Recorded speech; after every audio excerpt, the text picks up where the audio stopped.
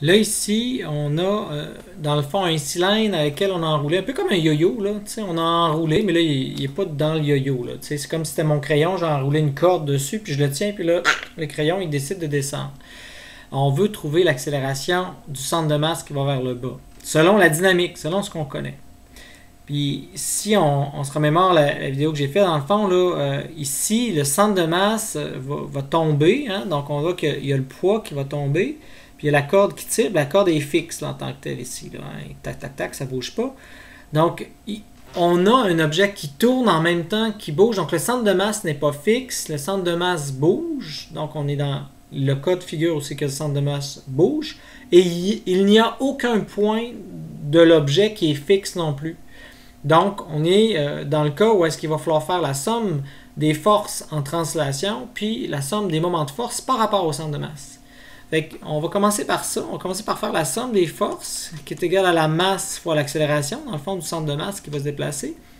Donc, puisque l'objet s'en va vers le bas, donc je vais mettre mg, la masse du cylindre, fois g, moins la tension, c'est égal à la masse du cylindre fois l'accélération. Maintenant, ce qu'il faut faire aussi, c'est la somme des moments de force, qui est égale à I fois alpha, mais par rapport au centre de masse ici. Là, hein? Donc, par rapport au centre de masse, c'est-à-dire que je prends le centre de masse comme étant mon pivot, puis je regarde. Donc, je vois tout de suite que P est sur mon pivot, donc il n'y a pas d'impact, mais T, lui, est à une distance R, donc ça va faire T fois R. Donc, j'ai la tension qui est à une distance R. C'est ici un 10 qu'on me donne, donc ça va devenir mr carré, donc mr carré sur 2. Et on a alpha qui est là. Donc, en faisant ça aussi, puisque là, mais on cherche en tant que tel l'accélération qui est comme l'accélération du centre. Je vois que si je regarde l'accélération de la tangente, c'est la même chose que l'accélération du centre. C'est la même chose qu'un roulement ici. Donc, on a tout de suite un lien entre alpha et A. Donc, A va être égal à alpha fois R. Maintenant qu'on a ces trois équations-là, on va être capable de résoudre pour trouver, dans le fond, l'accélération. Ici, je vais simplifier. Donc, ça ici, ça va pouvoir aller là-dedans. Donc, je vais pouvoir aller mettre ça là-dedans. Puis, on a l'alpha aussi, là, que je vais pouvoir modifier. Dans le fond, alpha fois R, je ne sais pas si vous voyez, que je vais aller pouvoir mettre là-dedans. Donc, clac, clac. Ça veut dire que je vais avoir mg moins par petit crochet, disons, là, m fois a sur 2, donc m fois a sur 2 est égal à m fois a. Donc là, je me rends compte que la masse et la masse, c'est juste un objet ici, ça s'élimine partout. Le a va d'autre bord, donc ça va donner a plus une demi de a, donc 3 demi de a. Ça va donner, ici, on va avoir g. Et je me rends compte, ça va être 2 tiers de A. Donc, A est égal à 2 tiers de G, j'ai dit. Donc, 2 tiers de l'accélération gravitationnelle. Donc, c'est ce qu'on obtient pour ce qui est de l'accélération vers le bas, là, qui était demandé pour cette partie-là. En D, on voulait trouver la tension. Donc, la tension, ben là, on sait que c'est, dans le fond, M fois A divisé par 2. Donc, si je fais M fois A divisé par 2... je vois tout de suite que m fois a divisé par 2, provenant de cette équation ici. Bon, je vois a étant 2 tiers, ben ça fait m fois 2 tiers de g.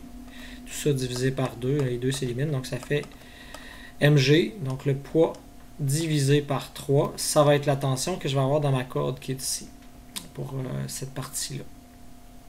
Maintenant, la dernière partie, on recommence ce numéro-là, mais cette fois-ci, on va nous demander autre chose. Donc,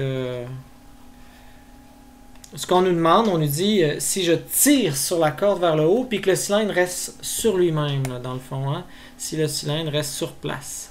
Donc, qu'est-ce qui va se passer si je tire sur la corde, puis le cylindre reste sur place, donc il pivote sur lui-même? Donc, recommençons ce numéro-là. Dans le cas où est-ce que ici, la corde, hein, comme je vous dis, bon, là, automatiquement, je peux commencer par regarder la somme des forces égale à MA, mais là, ici, ça ne bouge pas. L'objet, il reste sur place. Donc, la somme des forces, ça égale pas MA, ça égale 0. Il n'y a pas d'accélération. Il y a une accélération angulaire, mais pas en translation. Donc, je vois que T moins P égale 0, ou plutôt la tension, c'est égal au poids, là, mg. Bon. Ça, on a trouvé ça. Maintenant, je peux faire la somme des moments de force qui est égal à I fois alpha.